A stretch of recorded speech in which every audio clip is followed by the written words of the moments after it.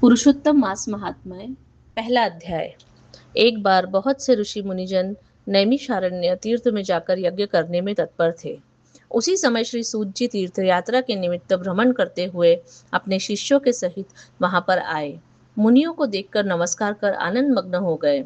वल्कल वस्त्र पहने, प्रसन्न मुख, चेहरे पर कांति, परमार्थ में निपुण, चंदन से शोभायमान तुलसी की माला तथा जटाओं का मुकुट धारण किए हुए महाशरणम इस अद्भुत मंत्र को जपते हुए सूत जी को देखकर नैमिषारण्य के महर्षि लोग उठकर खड़े हो गए।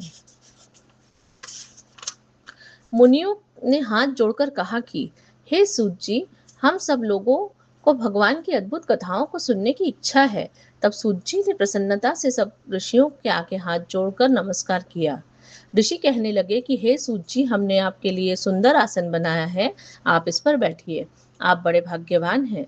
आपने गुरु की कृपा से भागवत के रहस्यों का वर्णन करने की शक्ति प्राप्त की है। इस संसार सागर में हजारों बातें सुनने योग्य है, परंतु उनमें जो भी सार वस्तु हो, संसार सागर डूबते हुओं को पार करने के लिए जो शुभ श्रेष्ठ तथा आपके विचार में हो वही बताइए।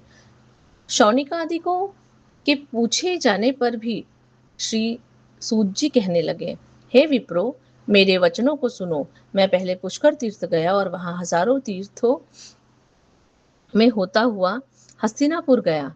वहां राजा परीक्षित अपने राज्य को छोड़कर अनेक महापुण्यवान ऋषियों के साथ गंगा किनारे जा रहे थे।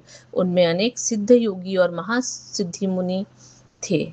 मैं वहां पर उस समाज को पूछ ही रहा था, तो वहां श्री कृष्ण भगवान के चरण कमल में मन लगाए महामुनि व्यास जी के पुत्र सुखदेव जी पधारे, जिनकी 8 वर्ष की आयु, शंख के समान कंठ, ऊंचे और चिकने केशों से घिरा हुआ मुख, दृढ़ कंधे, चमकती हुई कांति, वह अवधूत वेश ब्रह्म स्वरूप थे।